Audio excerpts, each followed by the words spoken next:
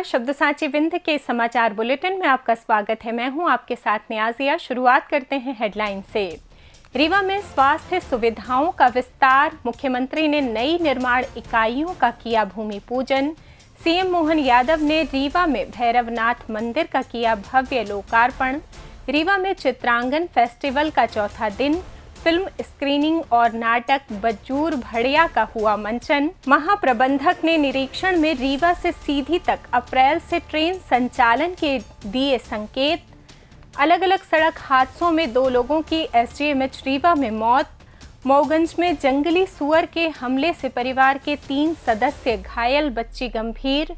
मऊगंज में विधायक से झड़प के बाद अब शिकायतकर्ता भी लापता। मऊगंज में बिना बारिश बन गए बाढ़ जैसे हालात, रात भर मची अफरा तफरी। रीवा में नशे में धुत कार चालक ने बाइक और साइकिल सवारों को मारी टक्कर, 2 छात्राएं घायल।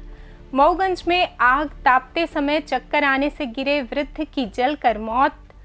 सिंगरौली में खटिया से हाथ पैर बांधकर 80 वर्षीय बुजुर्ग महिला से बलात्कार। रीवा में भ्रष्टाचार के मामले में डॉक्टर हरिबाबू मीणा को 4 वर्ष की सजा। और मध्य प्रदेश में ठंड का दौर जारी, रीवा में छाया रहा कोहरा। जादू देखा है, हम दिखाते हैं। आप सोचिए, हम बनाते हैं। अपने घर या ऑफिस को सजाएं मनपसंद डिजाइन के कस्टमाइज वॉलपेपर्स, ब्लाइंड्स, पेंटिंग्स और लेजर कटिंग से बनी आकर्षक चीजों से। आज ही कॉल कीजिए 7611125428, क्योंकि आपकी कल्पनाओं को पंख देना भी जरूरी है।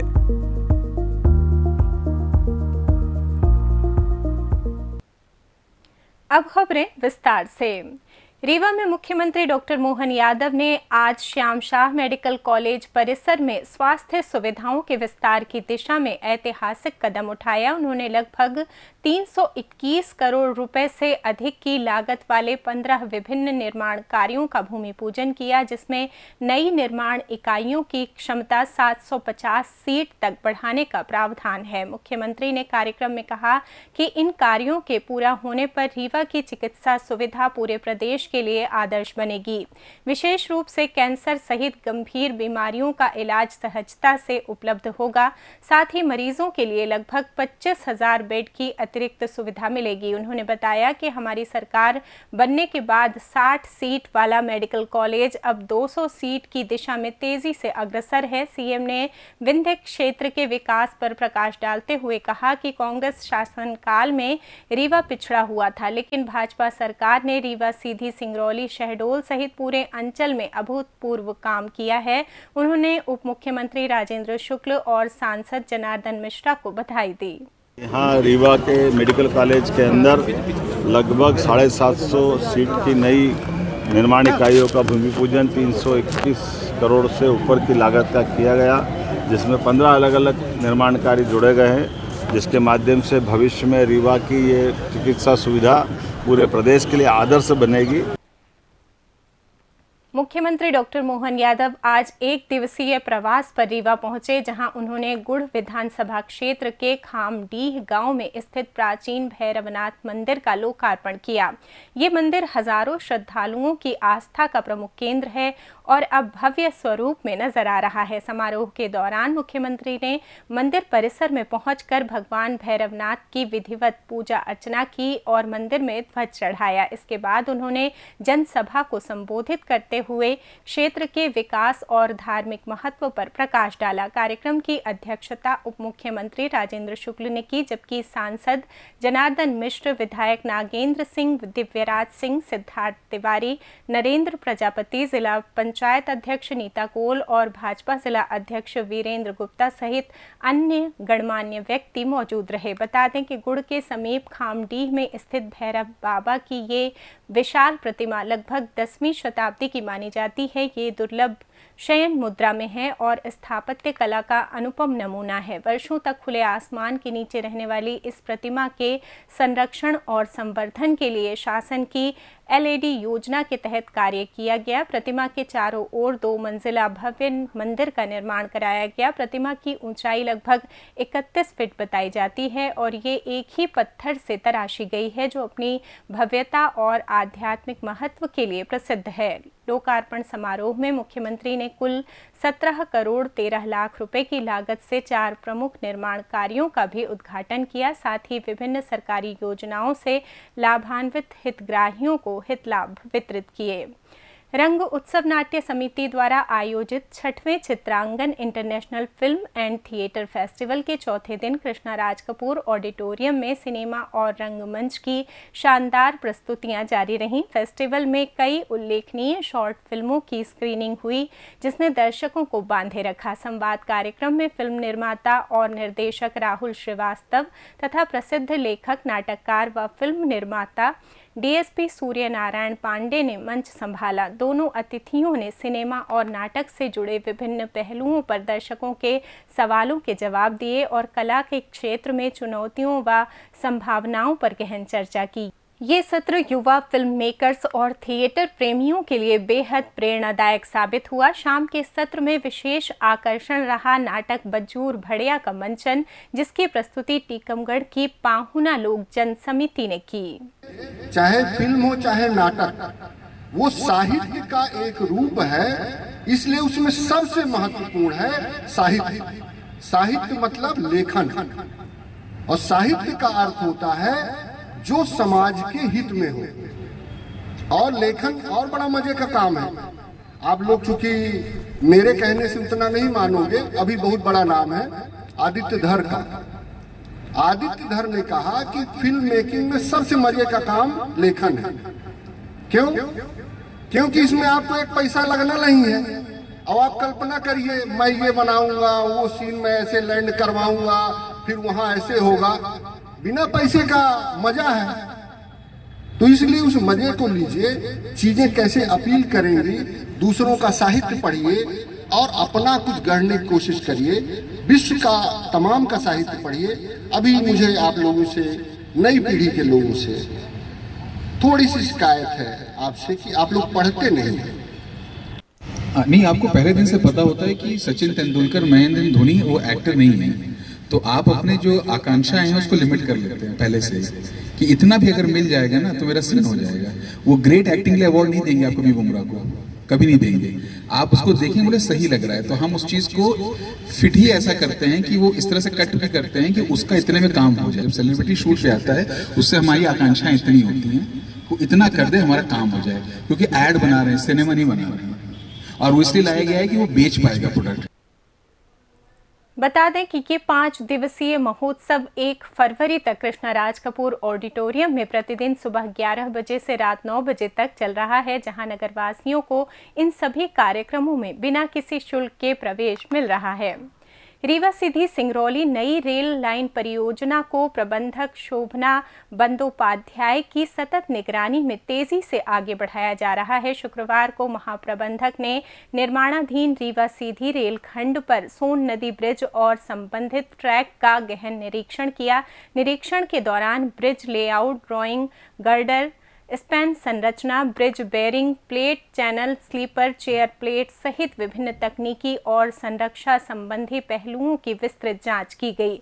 उच्च गुणवत्ता वाली सामग्री और आधुनिक तकनीकों का उपयोग किया जा रहा है ताकि संरचना की दीर्घकालिक मजबूती और सुरक्षा बनी रहे। ये परियोजना ललितपुर सिंगरौली नई रेल लाइन का हिस्सा है, जिसकी कुल लंबाई 541 किलोमीटर है, जिसमें पश्चिम मध्य रेलवे के क्षेत्र में रीवा सीधी सिंगरौली खंड 163 किलोमीटर शामिल है। परियोजना के पूर्ण होने पर रीवा सीधी रेल खंड पर यात्री सुविधाओं में उल्लेखनीय सुधार होगा। क्षेत्रीय व्यापार, उद्योग और रोजगार के अवसरों को नया आयाम मिलेगा। अप्रैल 2026 तक रीवा से सीधी तक ट्रेन संचालन शुरू होने की संभावना है, जबकि पूरे प्रोजेक्ट का 2028 तक पूरा होना लक्षित है। मऊगंज जिले में हुए अलग अलग सड़क हादसों में घायल 2 लोगों की एसडीएमएच रीवा में उपचार के दौरान मौत हो गई। इनमें एक महिला और एक युवक शामिल हैं। मऊगंज क्षेत्र में 29 जनवरी को रानी गौतम एक सड़क हादसे में बुरी तरह घायल हो गई थीं। उन्हें उपचार के लिए संजय गांधी चिकित्सालय रीवा में भर्ती कराया गया था, जहां शुक्रवार रात उनकी मौत हो गई। इसी तरह हनुमाना थाना क्षेत्र के करेमा मोड़ के पास अज्ञात वाहन की तेज टक्कर से 25 वर्षीय राजेश कोल गंभीर रूप से घायल हो गए थे। उन्हें भी अस्पताल में भर्ती कराया गया, लेकिन इलाज के दौरान उनकी भी मौत हो गई। दोनों हादसों में संबंधित थानों ने मामला दर्ज कर लिया है और जांच शुरू कर दी गई है। मऊगंज जिले के नईगढ़ी थाना क्षेत्र के बंधवा कोठार गांव में शनिवार सुबह करीब 8 बजे जंगली सुअर के हमले से पूरे गांव में हड़कंप मच गया। घर के सामने खेल रही 11 वर्षीय किशोरी सोनम पटेल पर जंगल से भटक कर आए जंगली सुअर ने अचानक हमला बोल दिया। बच्ची की चीख पुकार सुनकर उसे बचाने दौड़े परिजन भी सुअर की चपेट में आ गए। इस घटना में एक ही परिवार के 3 सदस्य गंभीर रूप से घायल हो गए। जानकारी के अनुसार सोनम अपने ननिहाल आई हुई थी और सुबह घर के सामने खेल रही थी, तभी जंगली सुअर ने उस पर हमला कर दिया। बच्ची को बचाने पहुंचे उसके परिजन अशोक पटेल और रंजीत पटेल भी सुअर के हमले का शिकार बन गए। दोनों को गहरे घाव आए, जिसमें किशोरी सोनम की हालत सबसे गंभीर बताई जा रही है। घटना के तुरंत बाद घायलों को सामुदायिक स्वास्थ्य केंद्र नईगढ़ी लाया गया, जहां प्राथमिक उपचार के बाद डॉक्टरों ने सोनम पटेल को बेहतर इलाज के लिए संजय गांधी अस्पताल रीवा रेफर कर दिया। अशोक और रंजीत पटेल का इलाज स्थानीय स्वास्थ्य केंद्र में ही चल रहा है।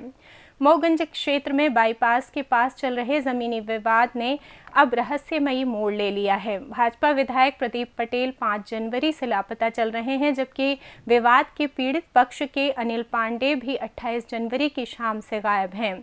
परिजनों ने बताया कि अनिल शाम को खाना खाकर टहलने निकले थे, लेकिन अब तक वापस नहीं लौटे। उनका मोबाइल स्विच ऑफ है और परिवार ने मऊगंज थाने में गुमशुदगी की शिकायत दर्ज कराई है। परिवार का आरोप है कि विधायक प्रदीप पटेल से झड़प और विवाद के बाद से उन्हें लगातार प्रताड़ित किया जा रहा है। इस कारण पूरा परिवार मानसिक तनाव और डिप्रेशन में है। बच्चे स्कूल नहीं जा पा रहे हैं और घर में कैद जैसा जीवन जीने को मजबूर हैं। अनिल पांडे के भाई अनुपेंद्र पांडे ने विधायक और उनके सहयोगियों पर मानसिक दबाव बनाने का आरोप लगाया है। बता दें कि विधायक प्रदीप पटेल खुद को मूसा गैंग से जान का खतरा बताकर भोपाल चले गए थे। तब से उनका मोबाइल बंद है और वे ना रीवा में अपने घर पर नजर आए हैं, ना ही भोपाल स्थित आवास पर। सोशल मीडिया पर उनका एक वीडियो वायरल हुआ, जिसमें वे बेटे से चिंतित होकर बात करते दिखे और परिवार को घर के अंदर रहने, सीसीटीवी चालू रखने की सलाह दी। बता दें कि ये विवाद मूल रूप से बाईपास के पास बेशकीमती जमीन को लेकर शुरू हुआ था, जिसमें 3 जनवरी को विधायक धरने पर बैठे थे और तनाव बढ़ गया। अब दोनों पक्षों के लापता होने और पारस्परिक आरोपों से इलाके में तनाव है। पुलिस दोनों मामलों की जांच कर रही है। कोई जानकारी नहीं, डिप्रेशन में रहते थे। 2-3 मतलब ये जब से लड़ाई झगड़ा हुआ था विधायक जी से, तो उसी वजह से एकदम परेशान रहते थे। घर में कुछ बताते भी नहीं थे हम लोगों से, और यही मोबाइल में थोड़ा बहुत हम लोग देखते रहते थे जो होता था, घर में कुछ नहीं बताते थे और डिप्रेशन में रहते थे। परसों आए, खाना खाए और बोले मैं जा रहा हूँ, थोड़ा टहल के आता हूँ। इसके बाद पता चला कि वो हैं ही नहीं कहीं। फ़ोन लगाई तो फ़ोन नंबर बंद, पूरा घर परेशान। लाला की तबीयत नहीं ठीक थी देवर जी की, तो मैं पूछी कि कहाँ हो, तो ऐसे करके कुछ फ़ोन किसी सबसे पूछती रही, जहाँ जितने लोग उनके जान पहचान के थे, कहीं पता ही नहीं है। मऊगंज नगर के वार्ड क्रमांक 7 स्थित चक्र भाटी मोहल्ले में शुक्रवार रात अचानक बाढ़ जैसी स्थिति उत्पन्न हो गई। बिना किसी बारिश के पानी की टंकी की मुख्य सप्लाई पाइप फट जाने से लाखों लीटर पानी तेजी से बाहर निकल आया और सकरी गलियों से होते हुए दर्जनों घरों में घुस गया। स्थानीय निवासियों के अनुसार पाइप के फटते ही पानी का तेज बहाव शुरू हो गया, जिससे पूरा मोहल्ला पानी से भर गया। कई घरों में फर्नीचर, बिस्तर, कपड़े और अन्य सामान भीग गए। पानी का स्तर इतना बढ़ गया कि कुछ परिवारों को देर रात अपने घर छोड़कर सुरक्षित स्थानों पर शरण लेनी पड़ी। घटना की सूचना मिलते ही प्रशासनिक अधिकारी और नगर पालिका की टीम मौके पर पहुंची। अधिकारियों ने स्थिति का जायजा लिया और राहत कार्य शुरू किए। पानी की टंकी पूरी तरह खाली होने के बाद रात में ही बहाव थम गया। इसके बाद धीरे धीरे घरों और गलियों से पानी निकाला गया। शनिवार सुबह से संबंधित विभाग ने फटी हुई पाइपलाइन की मरम्मत का कार्य तेजी से शुरू किया। रीवा शहर के निपनिया चौराहे के पास शुक्रवार शाम एक भीषण सड़क हादसा हुआ। तेज रफ्तार कार ने पहले बाइक सवार एक युवक को टक्कर मारी, फिर अनियंत्रित होकर साइकिल से घर लौट रही एसके स्कूल की 2 छात्राओं को भी जोरदार टक्कर मार दी। हादसे में तीनों घायल हो गए। प्रत्यक्षदर्शियों के अनुसार कार चालक नशे की हालत में वाहन चला रहा था। जैसे ही कार चौराहे पर पहुंची, चालक ने नियंत्रण खो दिया और कार अनियंत्रित हो गई। पहले बाइक सवार युवक से टकराई, इसके बाद चालक ने भागने के चक्कर में साइकिल पर जा रही 2 नाबालिग छात्राओं को भी चपेट में ले लिया। टक्कर इतनी तेज थी कि मौके पर अफरा तफरी मच गई। स्थानीय लोगों ने तुरंत कार चालक को पकड़ लिया और पुलिस को सूचना दी। मौके पर पहुंची पुलिस ने कार और चालक को कब्जे में ले लिया। घायलों को तत्काल अस्पताल पहुंचाकर इलाज कराया गया। पुलिस ने आरोपी चालक को हिरासत में लेकर मामले की जांच शुरू कर दी है। मऊगंज जिले के देव तालाब थाना क्षेत्र में तेज ठंड के बीच आग ताप रहे 75 वर्षीय वृद्ध धर्मराज सिंह की शनिवार सुबह जलने के कारण दर्दनाक मौत हो गई। परिजनों के अनुसार शुक्रवार की शाम वे घर में आग ताप रहे थे, तभी अचानक उन्हें चक्कर आ गया और वे आग पर ही गिर पड़े। इस हादसे में उनका पूरा शरीर बुरी तरह झुलस गया। घटना के तुरंत बाद गंभीर हालत में धर्मराज सिंह को संजय गांधी मेमोरियल अस्पताल रीवा में भर्ती कराया गया, जहां डॉक्टरों ने उन्हें बचाने के हर संभव प्रयास किए, लेकिन इलाज के दौरान उनकी मौत हो गई। पुलिस ने इस घटना का संज्ञान लेते हुए मामला दर्ज कर लिया है और पोस्टमार्टम के बाद शव परिजनों को सौंप दिया गया।